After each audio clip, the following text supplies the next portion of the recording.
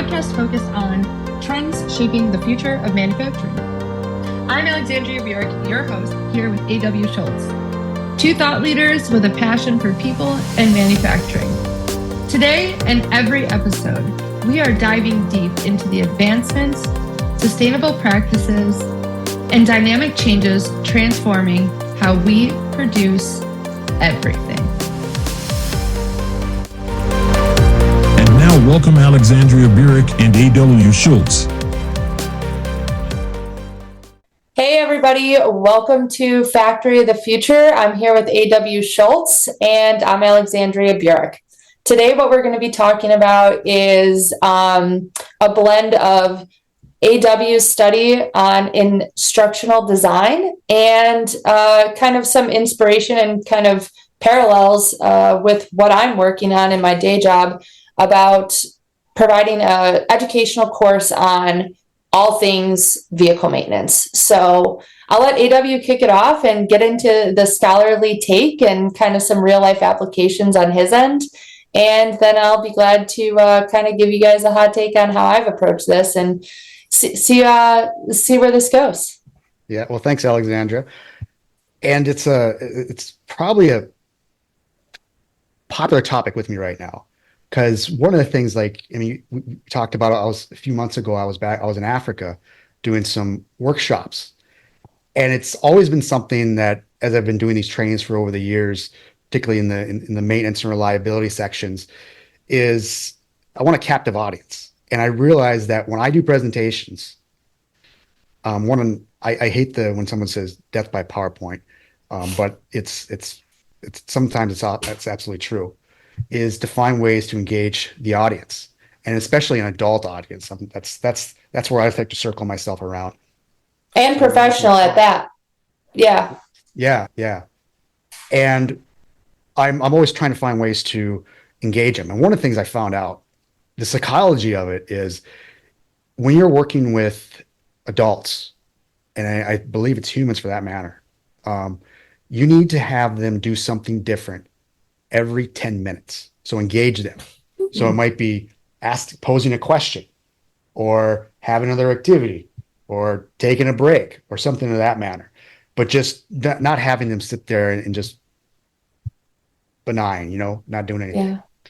But another thing, there's actually Malcolm Knowles, his theory of andragogy, which is a study of human learning, has 6 points that you have to consider, or that he theorizes that you need to consider when doing training of adult learners.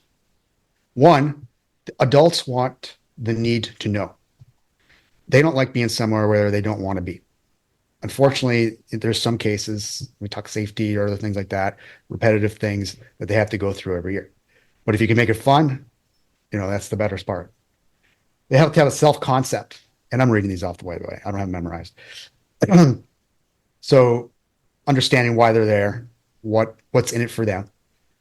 Experience. And this is the experience a lot of times in the trainer. Like, how can they relate? What gives you the ability to talk to me about something that I'm doing, and how can I relate it to my own experience? Yeah. Readiness to learn. So selling them on that factor, like, what are we going to be doing? Orientation to learn, having it organized so they have an idea of when it's starting and stopping. People don't like to show up to a meeting and be surprised by it. Yeah. And the 6th one is the motivation to want to learn. Yeah. So those are what they Malcolm Knowles is considered is the 6 major things that go in conceptual learning. And you alluded to instructional design. And this, essentially this is the idea of, like, how do we, when we're asked and tasked to educate individuals, what goes into it and what are the steps into it? And one of the things that's surprising to me is a lot of times instructional design it goes down the same pathway as running a project. But the difference in instructional design is, in a project, you want to go step by step by step. Where in instructional design is you go by step, and then you go back to it, the steps prior, and ask yourself, could this be made better? and you continue on until the idea is you've got a continuous improvement cycle. So you're always trying to better on it. Yeah. That's been some of my learnings and some of my takeaways on that. And I was surprised to know that I had gained some of this knowledge through past failures that has kind of helped me, get through some of these topics and learning about a little bit about instructional design. Yeah, that's really interesting. I mean, from like having no formal background or educational kind of exposure to the degree that you have, I think it's really great to see like a buttoned up, well packaged 6 bullet points of these are the things that professionals should consider when they're providing educational content to an audience, either via podcast or via a meeting or something like that. So I was telling you as we logged on today about the Maintenance 101 course that I've created and started offering at my job. It is, I came at it with this idea, like a social media approach. So when I think you said something about like outlining the time and what to expect, people love consistency. Nobody likes unknowns, so coming into this, and I guess this might be a sign of my maturity and growth as a professional, I realize I've got 30 minutes. I'm not going to take up more than 30 minutes. Could I and would I like to talk about this for more than 30 minutes? Absolutely. But I'm like, I've got to keep it in bite-sized portions. We've got to deliver really good information really quickly, really consistently, and do it the same way every time. What I found in terms of engagement, so you mentioned every 10 minutes, ask a question or create an activity, like create something that like shakes it up a little bit. Yeah. What I find, especially going into like training sessions or meetings, is I set the expectation that this is an engaged conversation. Okay. Like going in. So the first thing that we did today, since this was our first session, is I said, okay, this is a forum in which I expect engagement. I expect you to ask questions. I expect a give and take of information here. This is not me talking at you. This is an informed conversation. And as we got to a certain point, I was getting very silent as I was presenting, as my co-host was presenting. And at a certain point, I said, okay, does anybody not know where this spring leaf is? We're talking about spring leaves, which are suspension type of semi-trailers. And I said, can anyone point out to me where the spring hangers are on this trailer piece that we're looking at?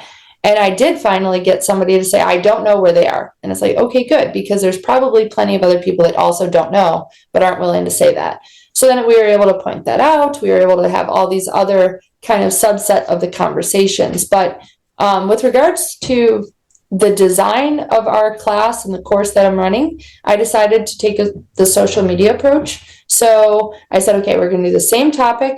We're going to go topic, gravest dangers, things you should know, our company standards. Here's an image to associate with this information. Here's the different levels of cost of these types of repairs. Here's the different levels of time with these types of repairs. And, here's who should be able to detect it. So it's a check mark of like a very highly skilled people, medium skilled people, or anyone should be able to identify that this is an issue. And I after the first one, I'm really excited to see how these pan out. I think it'll be a good value add to the organization. And I think it kind of levels the playing field. As I was closing out the call, I said, feel free to invite anybody and everybody that you think would be interested, because, it may seem that, only people who interface with trailers or tractors should be on this call. But I said wrong, because if customer service has a more knowledgeable understanding of the different maintenance components, they can then better articulate to a customer if there was a delay because of a trailer or tractor issue, the reasons that we didn't ship that equipment because of the severity and the dangers it would pose to the public. They could more easily articulate the potential delay. If they're on those calls and they understand that a trailer repair will only take about an hour, or a tire repair will only take about an hour, we know that that shipment still can go. That customer service agent can say, hey, this is probably going to be down, delayed by an hour or two, versus I don't have a clue how long it takes to change a tire, and having all these conversations. So that was kind of my approach too on a wide range of audience. I know you do a lot of trainings. Are your trainings are more workshop and long form? And you said you've been making a strong effort to engage people. So what are some of the tactics that you use when you're engaging the audience members in your trainings? Humor, role play. Cool. I've got a lot of games. I made this board game that I play with. In fact, when I went to Africa, I left them my board game, and they had so much fun with it. Wow. What else? Just anything I can think of to get them talking, interactive. And I think I'm pretty good at it. Good. And I need to be good at it, because if they don't start talking, I'm introverted. I get worn out, absolutely worn out at the end of the day if I'm just talking the whole time.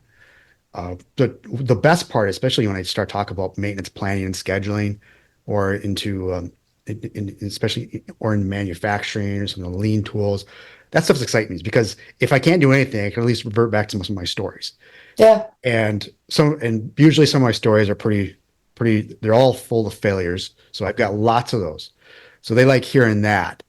And it's also kind of bringing them down to, a level with me. Yeah. Lowering the guard. Yeah. Like, oh, this guy is not perfect. Yeah. Yeah. So, okay, you said role play, and I'm just trying to picture like what that looks like.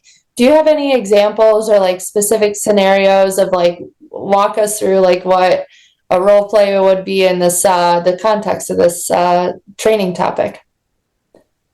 One I did, and I based this off a true story, was I was just starting as a supervisor, and I was self-assigned like a mentor, who I would not categorize as a mentor. He was very lazy, and he had many other things he'd rather be doing than be a supervisor at work. And this particular role play, this workshop I was doing, was with the supervisors at a chemical plant. I've done it a couple of times, all for the same company. But the role play was about creating what is a good supervisor and what is a bad supervisor. And the role play I had is I asked for a volunteer. Oh, and by the way, no one volunteers. So I also had this big wheel that had everyone's name on it. Oh, wow. And then that comes up, and then they have That's really cool. So spin the wheel, but like obviously I'm from Wisconsin, and we have spin the wheel for shots. I'm sure other places have that as well, but I never would have thought of putting someone's name on it and doing it for like volunteer. That's cool. Yeah. Well, I'd also do it too if I'd ask a question and we'd be quiet, and then we'd spin the wheel. And I also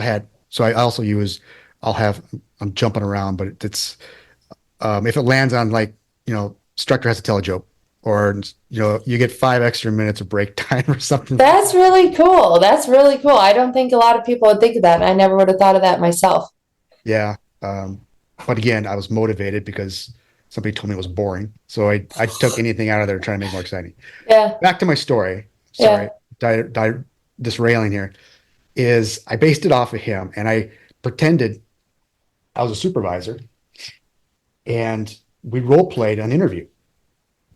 And in this interview, I remember I was side, and I was, I'm a young supervisor, sitting there taking notes, how do you interview somebody? He comes in, and he was already working there, but he was applying for another position. Yeah. The supervisor sits, and the chairs are behind him, sits to his back. And the supervisor he's just going through his list, because HR has given him a list. And after a while, he's quiet. And then, all of a sudden he starts checking his email, and then goes back, and the guy's just sitting there. And then, it's just, awkward, just not giving him the feel of just recognizing him as a person. So I try to simulate that in there. And in particular cases, at the end, I'll put up my feet, and then So you're playing the role of the bad supervisor. I'm playing the role of the bad supervisor. Okay. And then I'm answering a call right in the middle of it. And then, my friend calls, I'm talking about him. I talk like 15 seconds about something that has nothing important to do other than going deer hunting on the weekend. Oh, cool. And I hang up, and then I close it out. And then I go to the group, and then we start talking about, what did you see? So then it really forces them to kind of say like that, what they saw. And then also think, yeah, I've been interviewed for a guy like that with a guy like that. Yeah. But it was a lot of fun. It was a lot of fun. Cool. So I'm always trying to incorporate some different kind of role plays. You really got to let yourself out there though, because you're acting. Yeah. It's interesting. I never, honestly, in all of the things that I've done to engage my employee base or the people that I'm educating or training on topics, I've literally never role played before ever. And I'm kind of like, wow, that's a great tool. So for the audience, I hope that that's something that you guys, if you maybe have overlooked, I mean, games are easy to think about, but, role playing is something that I really have not given much time or energy into. And then like, as you're talking about the supervisor example, I'm like, I wonder how this would go with like, doing that as you're walking through the factory floor and you're checking different things. So like, you could role play somebody who's maybe doing a B or C job, or definitely an F job, but then on the flip side, you could also, I was thinking, even take somebody from the audience, like if you worked with upper management, who they thought the best example of an employee was at that organization or in that factory or the cohort that you're training, and like specifically call on them to role play, or example what it is you're trying to illustrate about the proper methodology for checking. One example I look back on is we were interested in redefining a whole yard management process to manage the trailers and the trailer maintenance, the inventory on the trailers and all these things. And so it was basically it was a function of supporting transportation and operations at the same time. So both groups would benefit because the yard was organized.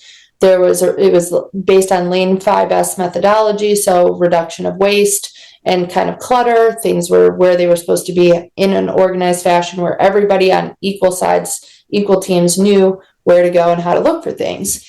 And whoever the person was who was tasked with this daily activity of checking the trailers, we were going around in a group. So I had the senior VP of operations with me, plant managers with me, and then the get her done type of folks who would be the actual employees who were expected to perform this task. So I was leading them around, and I said, it's important that the form is in order of the way we check this, and that we walk the same way around the trailer every time, and that we fill out the form the same way every time, because that will ensure that we don't miss what we're actually trying to check. It becomes so much easier. It takes a lot less brain capacity trying to bounce between, that goes into form design and checklist design and all this other stuff. So we kind of took all that in, and it was really fascinating to me because somebody who I value as a mentor and a friend was actually the senior VP. That was the first day we met, and we've been very good friends ever since. But he said to me, wow, I never would have thought about doing it the same way every time. I never would have thought about these things, or how we design the checklist in the order of the things that we are filling in to accommodate and support that flow, that process flow.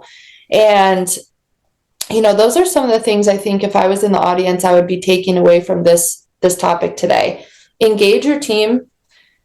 Think thoughtfully about how you're presenting to them, whether it's a consistent structure, whether it's a long form training, break it up every 10 minutes. If it's a short form training, give it to them the same way every time, and make the most out of that 30 minutes, 15 minutes that you've got with your team.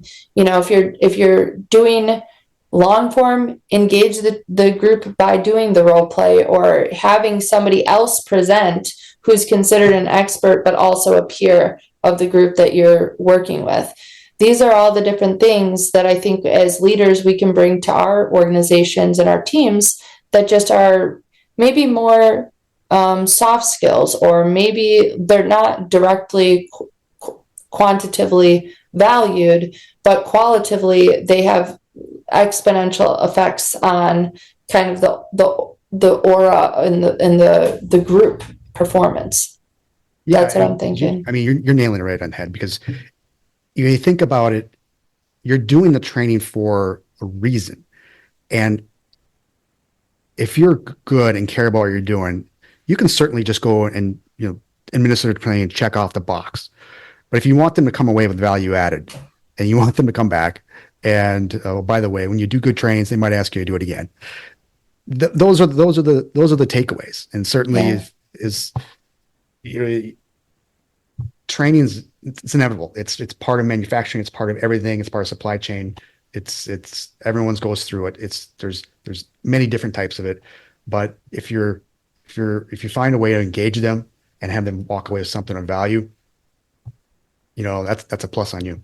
Yeah, and I think this also could be a call to action or call to attention for senior and executive level leaders. You need to recognize in your teams who is the engaged trainer, who is able to affect the change and engage the audience or the team in these topics. Because if you're trying to make these changes, make these improvements, improve efficiency, reduce waste, and improve your outputs, then you need to know who's the person to communicate and get that off the ground. Like you're saying, I think there's a lot of skill in training. I think there's a lot of talent in training, and I think some of it is not necessarily stuff you can teach.